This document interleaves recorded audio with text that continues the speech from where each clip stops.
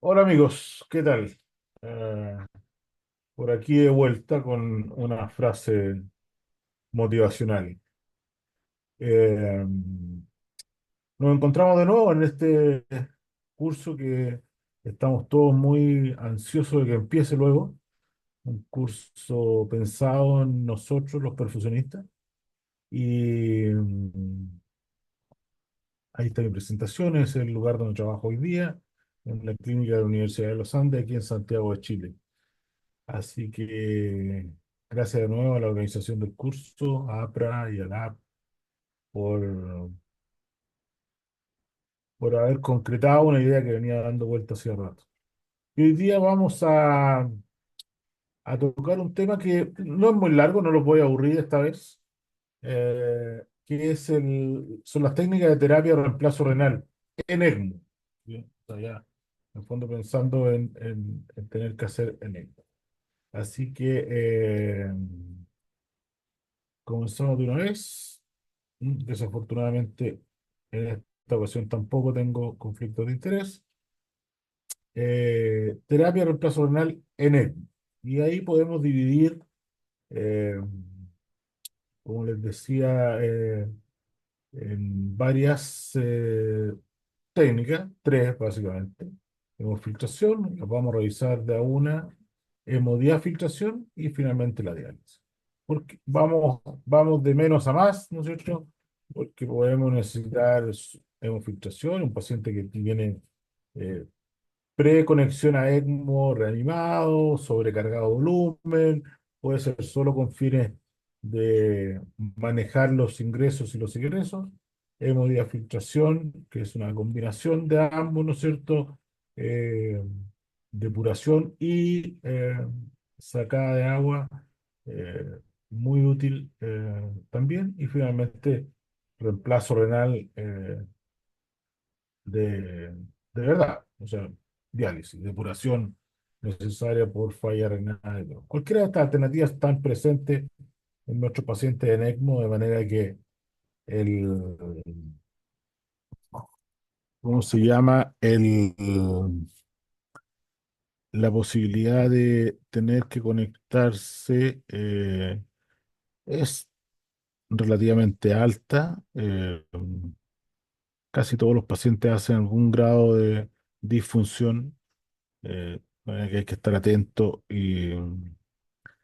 a lo que nos demanda. Ahora, en el caso de la terapia de reemplazo renal, eh, uno siempre tiene la alternativa, ¿no? Conectarse a un catéter de doble lumen puesto para tal efecto y olvidarse del circuito de ECMO. Eh, Sin embargo, los que hemos hecho esto algunas veces, sabemos perfectamente que sí se puede hacer. Y lo que les voy a contar al final es una realidad. Se puede hacer, ponerle un catéter de doble lumen y olvidarse de intervenir el circuito de ECMO para terapia de reemplazo renal. Eh, Sin embargo, no siempre se puede. No siempre hay un experto que sea capaz de poner un catéter con un paciente ya en ECMO, porque la otra alternativa es ponerle el catéter junto con la canulación del ECMO, eh, que parece un poco drástico, pero eh, ya les contaré que existen algunas acciones al respecto. Entonces, o le ponemos un catéter de diálisis común y corriente y nos olvidamos de intervenir en el circuito de ECMO, o en caso de necesidad, por necesidad de vías, por no tener vías suficientes, porque el catéter que tenía se le malogró, ¿no es cierto? También hay muchas veces que es necesario conectarlo al circuito. Y aquí tenemos nuestro circuito, ¿no es cierto? Y la idea de esta plática es ver cómo hacer esta conexión. Este es nuestro circuito, el mismo que les mostré anteriormente. eh, Conexiones más, conexiones menos. Esto es lo que debería tener en una línea de extracción con un monitor de saturación y hematocrito al menos y un monitor de presión. Bomba, postbomba que va al oxigenador y de ahí en adelante probablemente no tener ningún acceso para evitar riesgos innecesarios. Entonces vamos por la hemofiltración. Hemofiltración, entonces, ¿cuál es la idea de esto? Es hacer pasar por un hemofiltro alguna cantidad de sangre eh, que nos permita sacar agua. ¿Sí? Entonces sacamos de cualquier lado con presión, o sea, postbomba. Puede ser postbomba, postoxigenador. Casi todos los oxigenadores, el único acceso que tiene aquí a la salida. De manera que puede ser de aquí también. Ahí en punteo una alternativa que también es válida, que va al hemofiltro y de ahí va de vuelta a la línea de extracción. Funciona bastante bien, esto tiene presión suficiente. Normalmente tratamos de ponerlo aquí preoxigenador, que es el lugar de más presión, va al hemofiltro y va de retorno a la línea de extracción. Ahora, la salida se hace con una bomba de infusión continua, ¿ya? O sea, no sé cómo hay diferentes nombres en diferentes, en nuestros países, pero en el fondo el cassette, el cartridge, la bajada, el infusor de la bomba de infusión continua va conectado, o sea, es como usar el hemofiltro como si fuera la bolsa de donde nosotros vamos a sacar volumen. Va a la bomba de infusión continua y eso va a la bolsa de ultrafiltrado, que es la que saca el agua. ¿Por qué vamos a usar una bomba? Porque es la forma de controlar la salida. Todos sabemos, por lo menos los perfusionistas que están aquí, que si uno deja el hemofiltro abierto todo lo que salga, el hemofiltro va a filtrar. Cualquiera, la verdad que son todos más o menos parecidos, pero cualquiera va a filtrar cantidades enormes de agua. De manera que podemos eventualmente malograr al paciente y eventualmente el paciente fallecer porque le sacamos litros de agua ah, en forma brusca en muy poco tiempo, de manera que ponemos una bomba de infusión continua y podemos controlar cuánta agua le queremos sacar por hora. Eso es. ¿Sí? Fácil, económico, solo ocupamos el hemofiltro y un par de líneas, ¿no es cierto? Es muy útil para el manejo de volúmenes, por cierto. O sea, uno le puede sacar lo que uno quiera, ¿no? La bomba de infusión continua da hasta 999, o sea, 999 ml hora. ¿Ya? Eh, Eso es más que suficiente. Nunca me he visto en la necesidad de usar un litro hora, digamos. Eh, pero eventualmente podría ser. Recordar siempre que el ultrafiltrado, o sea, el volumen que sale del hemofiltro es agua isotónica, o sea, agua con partículas por debajo, dependiendo del filtro, ¿no es cierto?, de 65, 55 mil Dalton, agua isotónica, agua electrolito y drogas, ¿sí? Siempre, siempre acordarse que las drogas van a salir, aquellas que sean capaces de salir por el hemofiltro, ¿no es cierto? Que no están unidas a proteína, obviamente. Pero entre esas está la heparina. De manera que, ojo, control de la anticoagulación más seguido o poner más atención en el control de la anticoagulación.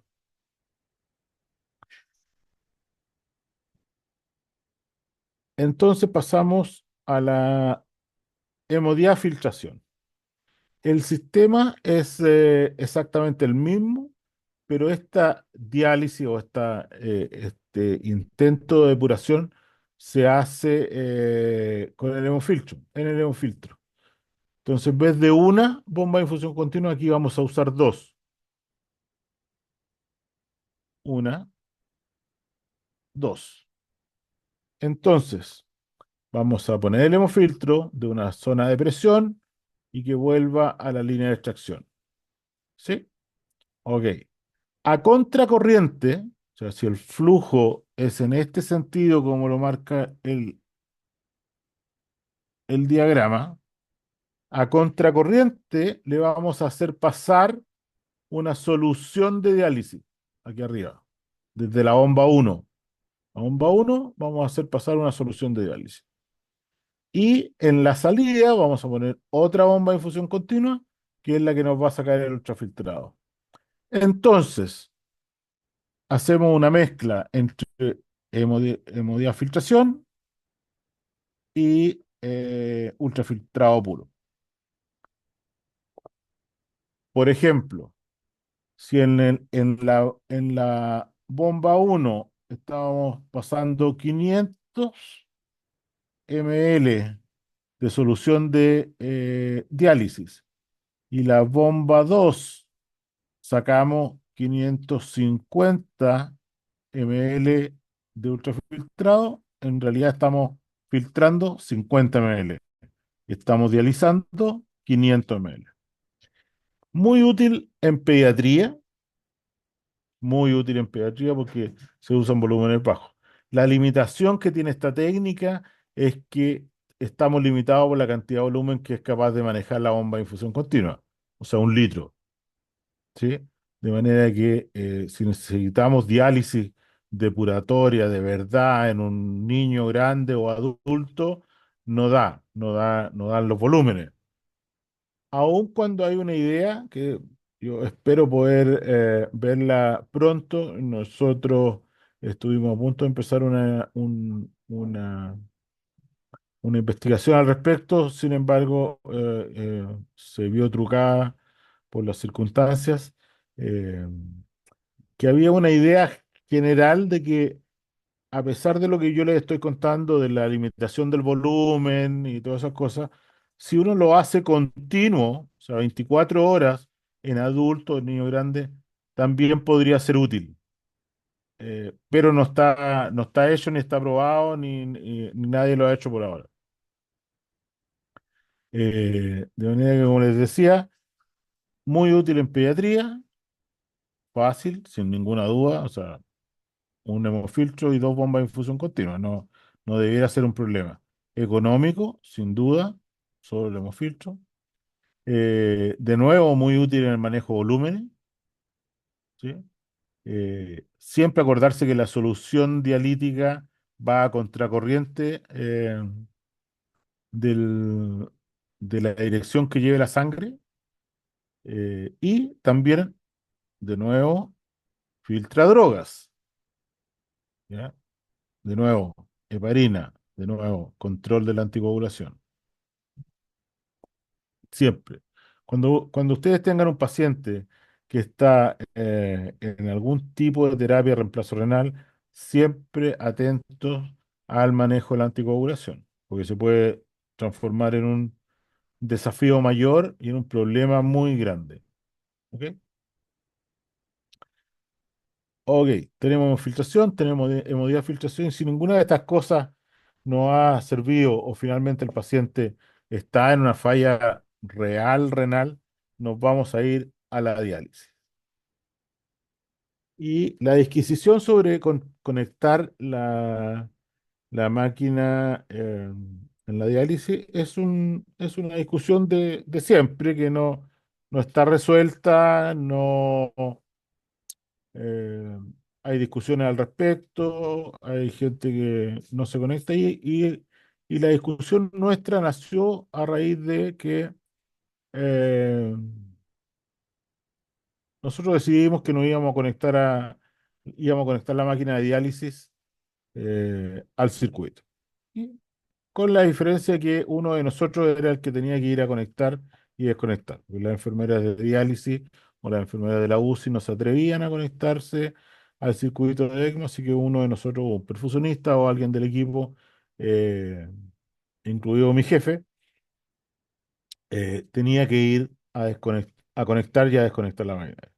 Y esto resultó hasta que efectivamente le tocó al jefe ir a hacer una desconexión de máquina de diálisis a las 2 de la mañana y dijo, nunca más, ninguno de estos pacientes se va a conectar por nosotros en el circuito, así que de ahora en adelante todos los pacientes van a ir con catéter de doble lumen.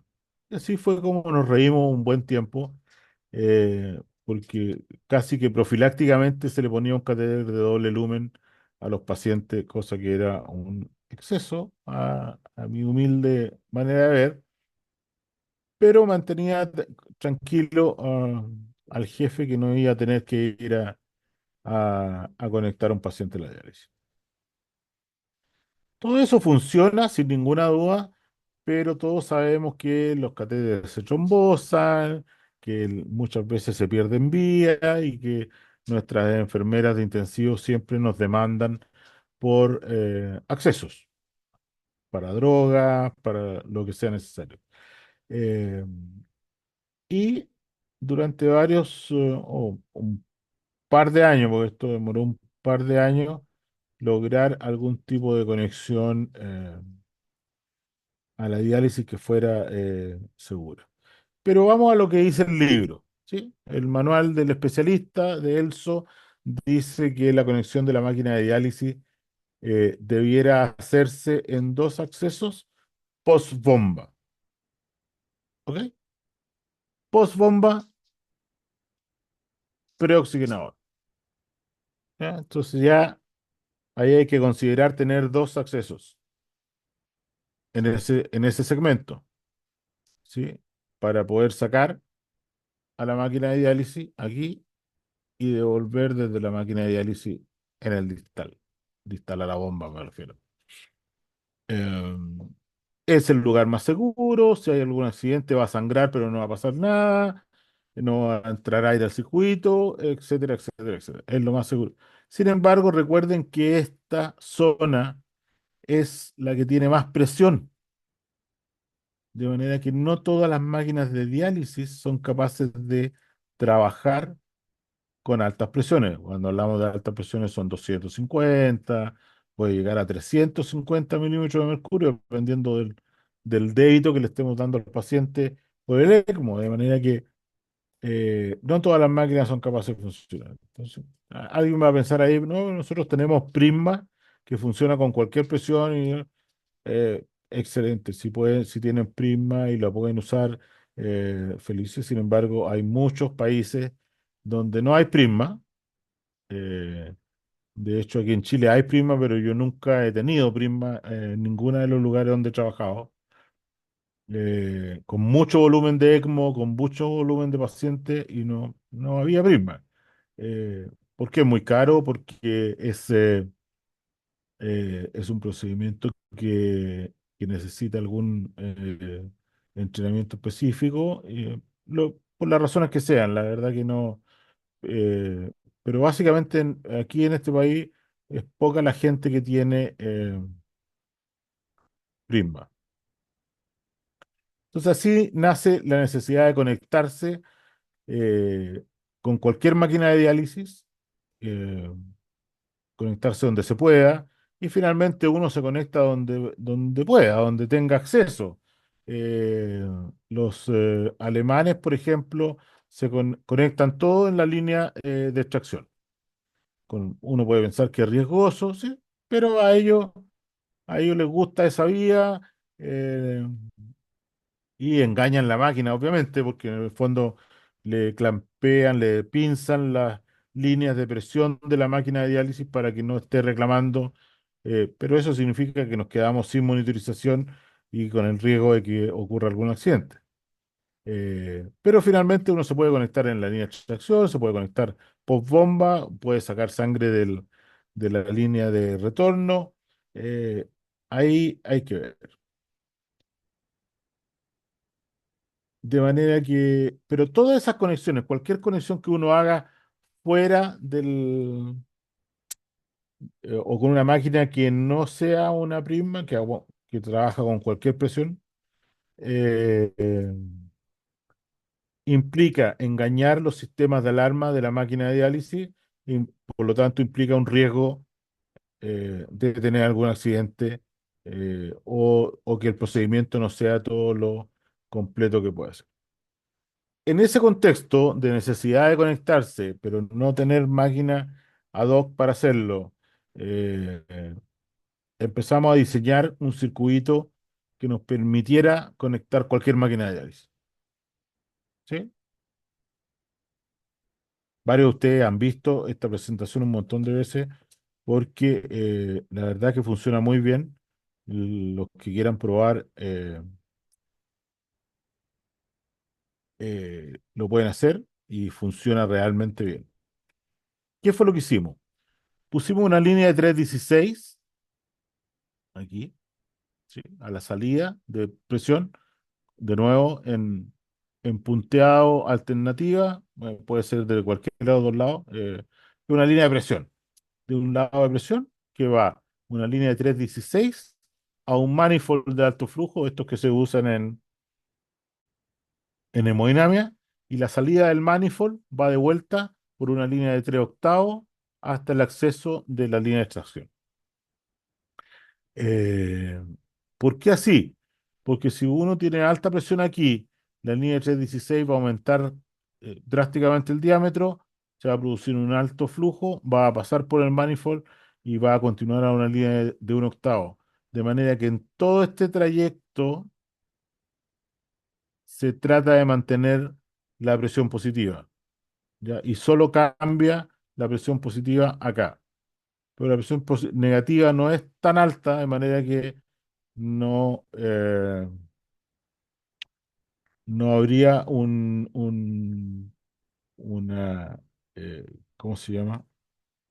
La presión negativa no es capaz de eh, paliar completamente la presión positiva que trae la línea desde el oxigenador o desde la línea preoxigenador. Entonces, teniendo esta conexión, lo que hacemos ahí es un shunt arteriovenoso, o como quieran llamarlo, o retorno extracción, por así decirlo. Y tenemos un manifold de alto flujo, como les decía, con, conectado a estas dos líneas de 316 de un octavo. Y en la foto de la derecha, ahí pueden ver cómo queda, ¿no es cierto? Esto viene aquí, ahí, va al manifold. Fíjense que todas las llaves están abiertas, ¿sí? Y vuelve a la línea de extracción por esta línea de un octavo. Y eso se mantiene así, se mantiene abierto, funcionando para siempre, no hay ningún inconveniente. El robo va entre los 300 y los 500 ml, que se autorregula con una bomba ¿cómo se llama? Con una bomba centrífuga, así que tampoco, no es que le estemos quitando débito al paciente, eh, porque como es, en el fondo, cuando uno abre el shunt, lo que hace es bajar la resistencia, de manera que el flujo en la bomba centrífuga aumenta solo. eh, y establecida esta conexión, como les digo, se deja ahí para siempre, uno puede conectar una máquina de diálisis fácilmente, así como se ve en el esquema. Establecida la conexión, va, saca hacia la máquina de diálisis aquí, desde la primera llave de 3 vías, y devuelve a la tercera llave. ¿Por qué tres? Un poco para mantener la blanca que se ve ahí, que siempre está abierta en el sentido del flujo de sangre, eh, para mantener un acceso de seguridad. Entonces, saca de aquí lo que necesita, esto siempre está abierto, siempre, esto aquí siempre está abierto. Entonces, se conecta la máquina de diálisis, lo único que uno hace así como precaución es ponerle un poco de solución ahí a la llave de 3 vías y conectar el luer que viene desde la máquina de diálisis. Se conecta aquí, se conecta acá, muy fácil, muy simple de hacer. Todas las enfermeras están acostumbradas a hacerlo, no hay ningún inconveniente. Y esto siempre va a tener presión positiva, de manera que, de nuevo, es mucho menos que la postbomba. Pero de nuevo, si hay algún inconveniente, va a sangrar un poquito, pero ahora si uno lo deja abierto para siempre, finalmente, cuando termine de sangrar, va a echar aire. Pero, eh, pero si uno se desconcentra, no va a tener un gran accidente. Entonces, saca lo que necesita en esta dirección y devuelve en esta dirección. ¿Sí? De nuevo, la llave blanca siempre está abierta para que haya flujo por ahí, por el medio. Saca solo lo que necesita la máquina de 100, 150, 200, 250 ml, lo que necesita. y funciona perfecto. Y así queda, ¿no es cierto? Como les decía, a la izquierda tienen la foto, la primera foto que les mostré, así que el shunt puesto va en esa dirección. Y en la foto que tienen ahí a la derecha, está conectada a la diálisis. La roja, esta, es la que va hacia la máquina. Y la azul, esta, es la que viene desde la máquina de diálisis. Se conecta fácilmente, no hay ningún inconveniente, termina la diálisis, si es que no es continua, y se desconecta también fácilmente. Entonces, al desconectar, se cierra la llave hacia el lateral, pero quedan abiertas como si estuvieran en esta primera foto. Eso es una gran alternativa, se puede hacer. La, uni- el- la única sugerencia mía y de todo el mundo, porque lo intentamos, créanme que lo intentamos y tuvimos un par de accidentes, es que las conexiones de esta conexión, obviamente esta conexión tienen que ser Luer, atornillado, ¿ya? No embutido, porque muchas veces uno en el apuro podría intentar hacerlo con alguna línea embutida. No lo intenten porque van a tener un accidente, ¿ya? Lo vamos a ver en más grande. Aquí está. Esta conexión, Luer atornillado, Luer atornillado, Luer atornillado y Luer atornillado. Esa conexión tiene que ser atornillada, Luer, pero atornillada. eh, no embutida como las bajadas corrientes de solución cristalina que uno le pone a un vaso periférico. No. Eh, eh, nosotros ya lo intentamos, si ustedes lo quieren intentar y ver qué pasa, pero nosotros lo intentamos y no funciona. Así que eso es. Y obviamente nosotros hicimos un manual, un mini manual, un mini protocolo de cómo conectar y desconectar, que es muy fácil ahí, es una hoja que se imprime, ¿no? Ahí queda puesta. Pero usted, si logran instalar un shunt de esto, van a saber perfectamente y muy rápidamente cómo funciona y les aseguro que va a funcionar perfecto. Esto maneja en una presión que obviamente depende del flujo de presión, pero en un adulto a 4 litros por minuto maneja una presión peri 100 milímetros de mercurio, que para la máquina de diálisis es perfecta, entre 80 y 120. Para cualquier máquina de diálisis está perfecta y funciona muy bien. Eso, muchísimas gracias y espero verlos en el inicio del curso. Y cualquier cosa, o si tienen alguna pregunta, ¿cómo se llama? Están mis datos ahí en cualquiera de las presentaciones que tienen acceso al curso. Así que muchas gracias por todo. Nos vemos pronto.